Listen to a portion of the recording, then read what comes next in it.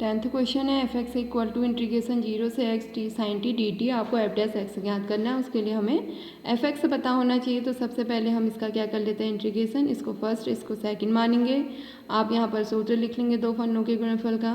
प्रथम फलन दूसरे का क्या होता है, समाकलन, यानी minus cos T minus integration D by D T of first यानी 1, और इसका हो जाएगा minus cos T d t, और इसके बाहर से हम लिख देते हैं लिमिट। ठीक है, उसके बाद माइनस टी कॉस टी, यहाँ क्या बन जाएगा, प्लस साइन टी 0 से एक्स। अब रखते हैं हम लिमिट।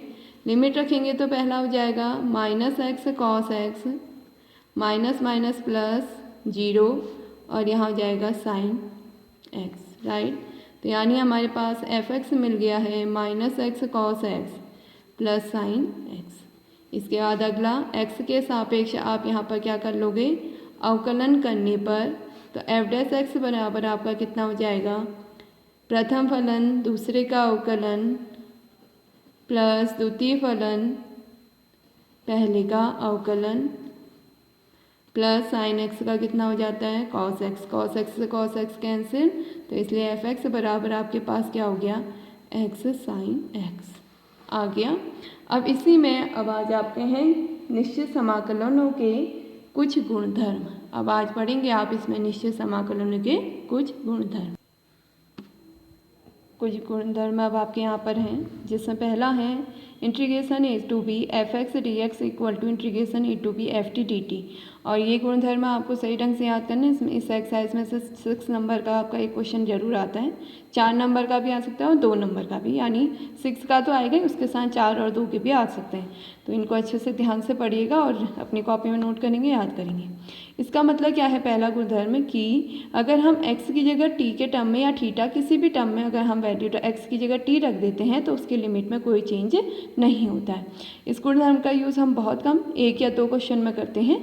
दूसरा गुणधर्म है integration a to b f x d x equal to minus integration b to a f x d x. Means अगर हमारे पास integration a to b f x d x है, हम अपर लिमिट और lower limit को आपस में बदलने हैं, तो उसके बाहर से माइनस साइन आएगा, minus b to a f x d x. इसी में कंडीशन की अगर हम b की जगह a रख देते हैं तो आपके पास बनेगा a to a f x d x equal to minus integration a to a f x d x. इस टर्म को इधर ले आएंगे तो twice integration a to a f x d x equal to 0, तो इसकी वैल्यू क्या होती है, 0। इससे सिद्ध होता है कि अगर अपर लिमिट और लोअर लिमिट आपकी इक्वल होती हैं तो इंटीग्रेशन का मान 0 आएगा। तीसरा ए to b f x d x equal to A to C F x d x plus C to b f x d x, जहाँ सी का मान होगा ए से बड़ा लेकिन बी से छोटा। अब ये अपर लिमिट और लोअर लिमिट है ना, आपको बता रखे हैं, ये जो आपकी ए टू ए और बी है ये हमेशा एक्स की ही लिमिट होती है, यानी एक्स का मान होता है, यानी एक्स जो है ए से बी के बीच में। तो इसलिए यहाँ पर हम सी एक ऐसी राशि लेते हैं जिसका मान आपका किससे बड़ा होगा, ए से बड़ा होगा लेकिन बी से छोटा होगा। और इस वाली को हम यूज़ करेंगे मॉड वाले क्वेश्चन सॉल्व करने, जहाँ पर आपका मापांक यानी मॉड आएगा, उसमें क्वेश्चनों को सॉल्व करने के लिए हम इस वाली प्रॉपर्टी का यूज़ करेंगे। ये अभी जब क्वेश्चन बताऊंगी तब ज़्यादा समझ में आएगा आपको। इसी में अगला है a to b f x d x equal to होता है a to b f a plus b minus x d x. इसका भी हम वैसे ना के बराबर ही यूज़ करते हैं। इस वाली का यानी सबसे ज़्यादा यूज़ होने वाली सर्वसमीका। किसी भी क्वेश्चन में आपका कोई भी गुणधर्म यूज़ नहीं होता है तो आप इसी गुणधर्म को यूज़ करते हैं, और एक अंश हर वाले टाइप के क्वेश्चन आते हैं उसमें भी अधिकतर आपका यही गुणधर्म यूज़ होता है। तो जहाँ कहीं भी जो कोई गुणधर्म आपको समझ में ना आए तो आप इसी को यूज़ करते हैं, और अंश हर वाले में भी अधिकतर यही यूज़ होता है और इसलिए बहुत ज़्यादा यूज़ होगा आपका। ऐसे इसके बाद 0 से 2a f x d x equal to होता है 0 से f x d x plus 0 to a f two a minus x d x. ये भी बहुत कम ना के बराबर ही हम यूज़ करेंगे। इसके अगला वाला, इसका यूज़ बहुत होगा लास्ट 7 और 8 का, और इनको अच्छे से ध्यान भी रखिएगा कि 0 से 2a f x d x है तो इसकी वैल्यू 2 0 से a, यानी लिमिट यहाँ 2 हो जाता है, यहाँ लिमिट हो जाती है आधी। 0 से a F x d x होता है यदि दिए गए फलन में हम x की जगह 2a माइनस एक्स रखेंगे और उसको सॉल्व करेंगे तो एफ एक्स आ गया, तो इंटीग्रेशन का मान ये होता है, ठीक है।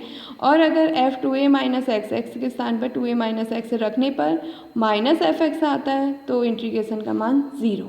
ऐसी जब लिमिट सेम है, नीचे की लिमिट माइनस में ऊपर की पॉजिटिव है, तो भी आपका क्या होगा, सबसे पहले दिए गए फलन में आप माइनस एक्स, एक्स की जगह माइनस एक्स रखोगे, उसको सॉल्व करते जाओगे। यदि उसकी वैल्यू प्लस एफ एक्स के इक्वल आ गई, यानी दिए गए फलन के इक्वल आ गई, तो उसे सम फलन कहते हैं। और उस समय इंटीग्रेशन का मान हो जाता है 2 इंटीग्रेशन 0 से एफ एक्स डी एक्स। ऐसी इसी इंटीग्रेशन का मान 0 होता है यदि हम x की जगह माइनस एक्स रखें, सॉल्व करेंगे माइनस एफ एक्स आएगा, जिसे हम विषम फलन कहते हैं, तो उस समय आपका 0 है। तो मैं इससे रिलेटेड कुछ एक्सरसाइज के क्वेश्चन आपको बताती हूँ, फिर आप करेंगे, जहाँ पर प्रॉब्लम होगी मुझसे पूछेंगे। तो प्रश्नावली 7.11 का है क्वेश्चन, i इक्वल टू 0 से π/2 cos square x d x है, राइट। अब देखो, मैंने इसमें आपको ये क्वेश्चन ही करना, सॉल्व करना सिखाया था। आप cos 2 थीटा का फॉर्मूला यूज़ करके इसे सॉल्व कर सकते हो, अगर इसमें ऊपर से लिखा ना है गुणधर्म का प्रयोग करके, क्योंकि ये प्रश्नावली 7.11 का है, तो उसमें ऊपर से क्वेश्चन में कहा गया है कि आपको निश्चित समाकलनों के गुणधर्म का उपयोग करके इसको हल करना है। अगर क्वेश्चन में कुछ नहीं लिखा आता है तो आप सिंपल cos 2 थीटा वाले फॉर्मूले से भी सॉल्व कर सकते हो। अब इसी में मैंने आपसे क्या कहा था कि जब इस टाइप का क्वेश्चन आता है, जब आपको समझ में आए हम कौन सा गुणधर्म यूज़ करें, तो एफ ए माइनस एक्स वाला कहा था। तो हम यहाँ पर कौन सा यूज़ कर रहे हैं, गुणधर्म। तो हम कौन सा गुणधर्म यूज़ कर रहे हैं, गुणधर्म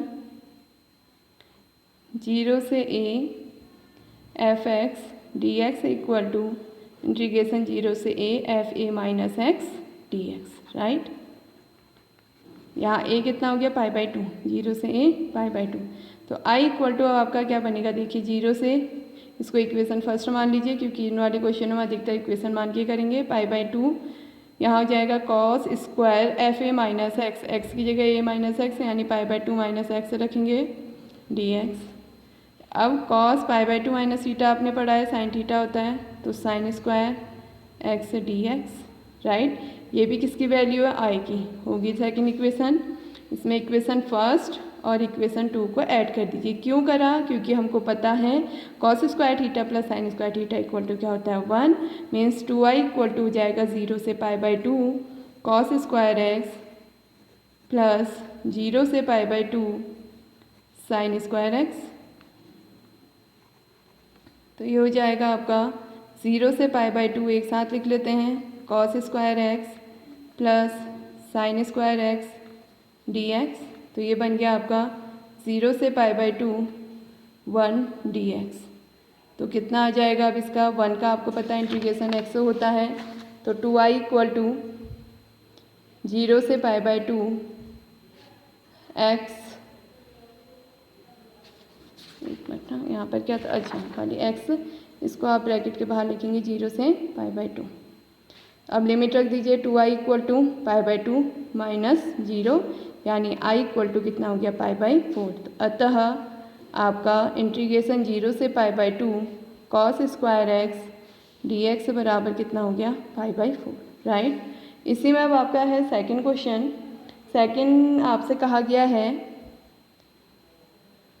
i इक्वल टू 0 से π/2 root sine x upon root sine x plus root cos x dx। तो इससे क्या हो जाएगा, इसको इक्वेशन फर्स्ट करिए। मैं अपॉन वाला है तो मैंने कहा था कौन सा गुणधर्म यूज़ करेंगे, एफ ए माइनस एक्स वाला, जो अभी मैंने लिखा था उसको लिख लेंगे। तो उससे i बराबर, अब देखिए क्या बनेगा, 0 से π/2 root sine π/2 minus x upon root sine π/2 minus x plus root cos π/2 minus x dx।